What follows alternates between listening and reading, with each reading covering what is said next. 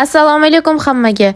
Internetda bir arab kartoshkadan shunaqa ajoyib taom tayyorlaganini ko'rib qoldim va uni yaxshi ko'rib yoqtirib qoldim. Men ham tayyorlashni xohladim.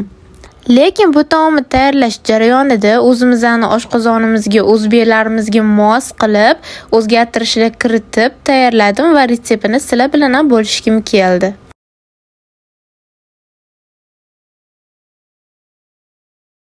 Tayyor bo'lgan taomni tatib ko'rib, to'g'risi arablar ham nima ishi bilarkan deb o'zim oldim.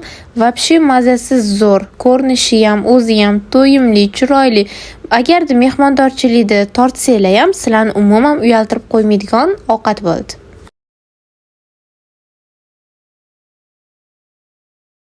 Video va retseptim sizga yoqgan bo'lsa, albatta yurakcha qoldirib keting.